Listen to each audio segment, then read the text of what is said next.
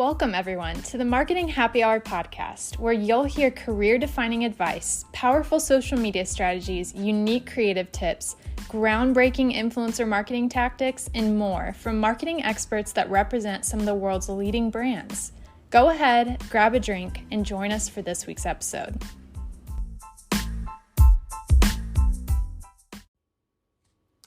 This social media update comes from Social Media Today. They shared this week that Clubhouse has announced that it's moving out of closed beta, with the app now open to everyone who wants to join a club and tune into the latest audio chats. As explained by Clubhouse, we have removed our waitlist system so that anyone can join. If you have a club, you can post your link far and wide. If you're a creator with an audience, you can bring them all on. If you're hosting a public event, anyone can attend. You can bring close friends, classmates, family members, coworkers, and anyone else you like on iOS or Android. All right, so this update is definitely a long time coming. I think they should have done this months ago. I know the platform reached a peak in popularity back in February when Elon Musk joined the platform and got in there and did some rooms, but ever since then, it's kind of been on a downward spiral. To be honest, that's kind of why we pulled our Marketing Happy Hour chats off of Clubhouse and put it into the podcast platform, just because it's more on demand for the users. People can listen to it anywhere and they're not constrained to a certain time of day. I think they're going to have to continue to get a little bit creative with opening up the platform more, adding some more features, especially if they want to compete with other platforms, opening more Clubhouse clones, kind of like Twitter Spaces. So we'll see what continues to happen. They might be able to save themselves if they continue to innovate, but we'll see. This week, we're excited to hear from Alison Taplin of FabFitFun, the seasonal subscription box company that offers customizable selections from some of our favorite brands. She'll be sharing her best career tips for those just starting out in the marketing space and giving us a taste of what she's learned at FabFitFun. Listen in. Hey, Alison, how are you? I'm great. How are you guys? Good. Thanks so much for joining us. So, as you know, you've been on Clubhouse with us, but we always have to ask our speakers this question because it is Marketing Happy Hour. But what is in your glass tonight? Tonight, I am having a Olipop. This is my second time having it, and it's the strawberry vanilla flavor, and I really like it. I need to try that. Yum. I have always wanted to try their goodies. I've never been able to try them, but I always see them I think they're in Whole Foods and I always pass by. They were on sale today, so I grabbed two. That's amazing. We actually just got a really huge new Whole Foods in Tampa and I've been dying to go, so I'll have to go and maybe I'll pick up an Olipop there. Yes. So tell us a little bit about your role now and the company that you work for. I'm familiar myself, but not sure if all of our listeners are. So go ahead and tell us a little bit about that. Yeah, totally. So I work at FabFitFun, which is a subscription box and shopping membership that delivers a seasonal box of home, fashion, beauty, fitness, tech, any other kind of product that you can think of that you get to choose right to your door. So my job within the company is on the paid media team, and I work in between kind of the paid media team and our in-house creative team to request and execute, keep everything organized, all of our creative assets that we use for ads. So it's kind of similar to a project manager role where I just kind of keep everything in line, keep track of everything that's going on, and then answer any questions that the creative team has, and just make sure that everything is turning out how the paid media team wants it. That's great. And so tell us kind of about how you got to where you are. So in college, did you do any internships?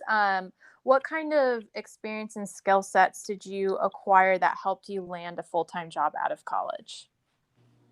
Yeah, I did 4 internships in college, and they were actually all pretty different. My first one was in just social media, I made a bunch of memes, which was really fun and a talent I didn't even know I had, but some of them went viral and that was really exciting. And then I did one that was more focused on PR th- my next internship after that was on like media sales and media planning, which was so crazy, like a whole new world that I'd never even experienced before. And then my last one was at FabFitFun, which I did in my last semester of college and then stayed on full time after I graduated. So yeah, they were all kind of all over the place, but I think that's actually good because you can kind of figure out what you like and what you don't like, and both of those are equally as important. Um, like for example, the media planning, I had never done anything like that before, and so I learned a lot that summer, made a lot of great friends, but also learned that I didn't want to be in Excel all day doing spreadsheets and numbers and all stuff like that. So um, it was a great experience to learn that I didn't want to do that, and then could navigate into something more creative and fun. Yeah, that's awesome that you had that experience to kind of round out and help you figure out exactly what you wanted to do, or at least what you wanted to start out doing. I love that. I think that's awesome. So FabFitFun is actually a pretty big company. What would you say to someone who might be intimidated about trying to get a full-time role with a popular and established company fresh out of college? I mean, I'm sure uh, I'm sure it's difficult in the job search today, trying to navigate, which companies are really hiring and really looking, and which ones are just putting the job description up there and looking to more hire internally. So what advice do you have? Yeah, that's a great question. And I really feel for all of the class of 2020, 2021, everybody that's still in school, because it has been so crazy with internships over the last year. So I feel really lucky that not only I graduated before this whole pandemic happened, but that I had an internship that led right into a full-time job. And also just we don't at FabFitFun have as big as of an internship program as we used to. So I'm lucky that I got in before that kind of stopped. But I would say that the like one of my biggest tips would be to just reach out to people that work at the company, not like asking for the job, but just to get like a feel for the company and what experience they would recommend having if you wanted to apply there, see what the culture is like. Um, and like it could be not even somebody that's like on the team that you want to work for, just to see what their experience is like and how um, they've liked or not liked working there. And also okay, this is a little bit confusing. I'm moving into a new role, and my replacement just started last week for my old role. And so I got to be involved in the hiring process, which was cool because I'd never done anything like that, but it really gave me like a new perspective on like who stands out and who doesn't stand out. And I think the ones that stood out to me the most were people that could really show how passionate they were about our company just in their cover letter or in the emails they wrote to us, or the messages that they sent me on LinkedIn. So that really kind of set them apart and lets the company know that you're not just applying because it's a big name and you want to work for a huge company, but that you really are like connected to their brand and passionate about what they're doing. I think would really help you like stand apart from everybody else. Yeah, I love that you mentioned cover letters. We had this conversation with someone that was a guest with us the other day, but how cover letters are not, in fact, dead. And I think one thing, I read an article the other day, someone said it's kind of a way to go above and beyond the resume. So to show that you know about the company and the needs of the company. So I love that you mentioned that because it certainly is relevant nowadays. Yeah, and I think a lot of people like think that it has to be very formal and like this is the experience I have and this is how it applies to the Mhm. role that you listed here. But it's like you can make it fun and personal, and it will really let the recruiting team and the people who are reading your cover letter like get to know a piece of who you are, and not just like I did this internship and it taught me this. Like it can be fun and like casual and like Mhm. really personal.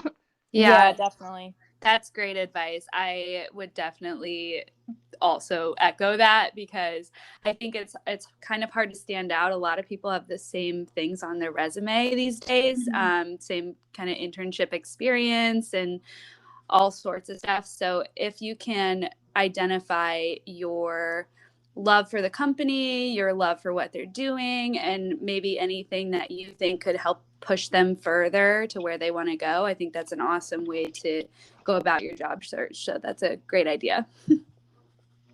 Yeah, and I'll say too, like most of the time when you do apply for a job, obviously filling out a resume is required, and a cover letter is kind of an optional component. So people who do actually submit cover letters, it shows they took more time to that application and more interest in the company that they're applying for. It's not just submitting an application to submit an application. So I think it definitely speaks volumes to the company itself. So really great point there, Allison. Appreciate you mentioning that.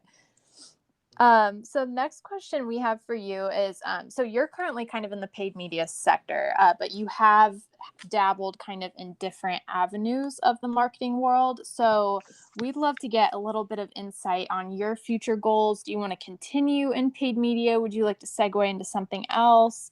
What steps are you taking now, I guess, to get to your future goals that you currently have?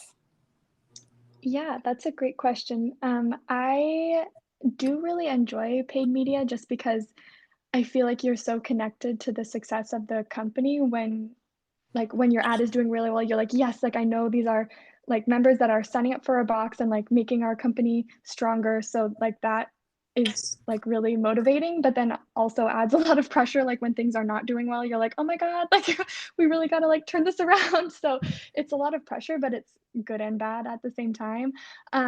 But just even like in preparing for this podcast, I was like, my first internship in social media was so much fun. And like I said, I was like making memes all day and like it was really just like I don't know, like I don't want to say casual, but just like fun and like I'd see a trend and just like make something and go for it. Like that in that way I like organic social a little bit more just because it can be quick and fun and like funny when paid media is more like serious and more based in data and like you are working off of other ads that did well. So I do still love social just on the organic side with memes and stuff. So I would like to incorporate more of that if I can, but there are also a lot of fun projects at FabFitFun that are coming up that I'm excited to keep working on. So yeah, we'll see what happens. That's awesome. What is one piece of advice that you'd give to someone looking to land in a position that's similar to yours, or the one that you are leaving and moving on to something else? Yeah, so my new role is really similar to my old role. I'm just moving over to do influencer creative instead of our in-house creative.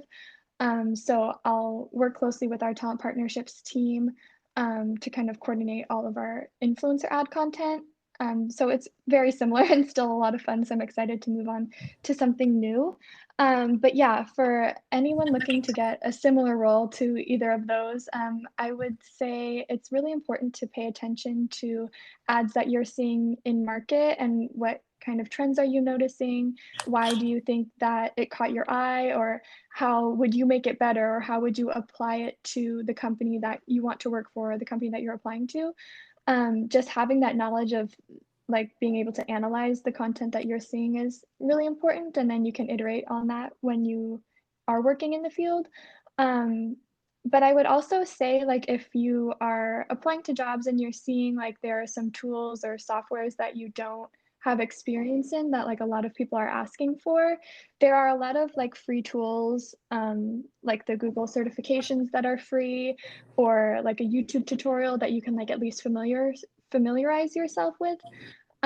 So then you're not coming in blind. If they ask you in your interview, oh, are you familiar with whatever? You could just say like, I haven't used it before, but I'm familiar then. Um, and then, okay, I know you only said one tip, but I'll add one more. Love it. I forgot to touch on this before when I was talking about like my experience in college and stuff, but I went to like a bunch of conferences, and whenever there were like speaker panels at my school, I would always go to those just to hear like everyone's different experience, but also to grow your network and be able to reach out to people afterwards if you had questions for them after, or just wanted to connect in case they would come in handy later when you were looking for jobs. So I would definitely say if your school offers anything like that, to go for it and get their email afterwards, or if they give you like their LinkedIn and you can message them on there. I think that is a really good way to not always lead to a job, but just to grow your network and see who you know that's in common and kind of connect and learn everyone's different experience. Yeah, that's great advice. You never know what a connection will lead to, even if it's something, small right now. Who knows in the future, maybe they'll be looking for exactly what you're looking to provide. So that's really good advice. Thank you, Allison. Yeah, and Allison, I mean, you've pretty much set yourself up so well, which is amazing. You touched on networking and looking out for resources online that are free to you. I mean, Google is just such a powerful mechanism. So for anyone who's looking to learn more about anything in marketing, there's resources like that. Google, Facebook Blueprint is awesome. So there's so many avenues, for people who just don't know how to do something in particular. I know I'm not super versed in advertising. I'm trying to get better at it, but I've just found so many amazing resources online. So that's great that you touched on that. But in addition to some of the items that you've kind of talked about, is there anything else that you know now that you wish you knew early on when you were kind of starting out in your career and getting out of college? Um, yeah, I guess my situation was a little bit unique because I just stayed at the company I was already interning at, but I would say that I didn't expect the transition from college to full-time work to be as, like, hard as it was. Like, I thought I was like, "Okay, I already work here, like, this is gonna be so easy. I already know the people, I already know the job."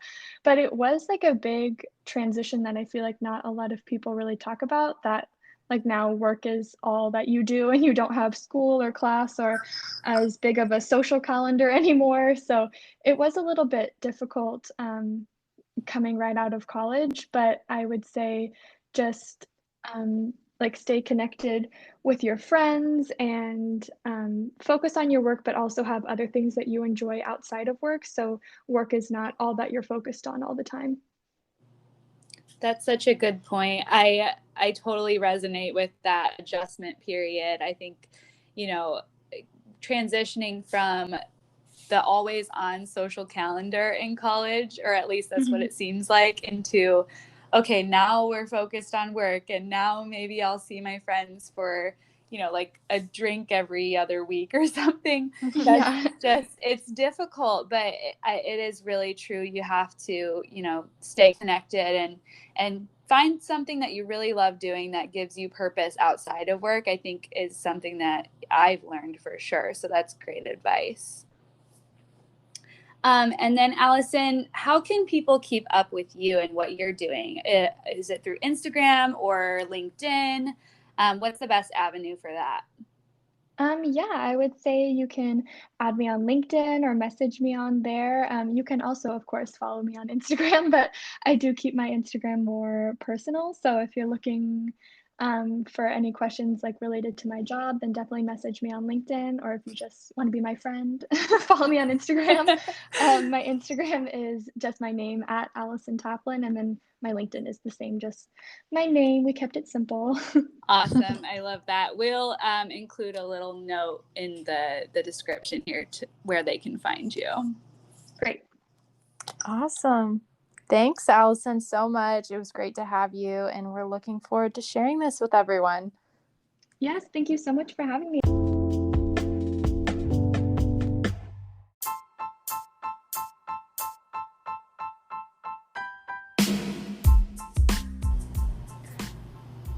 Thanks for tuning in to this week's episode, and thanks to Allison for chatting with us. If you enjoyed this conversation, please remember to rate and leave a review. And don't forget to keep up with us on our Marketing Happy Hour Instagram. That's at Marketing Happy HR. Have a fantastic week.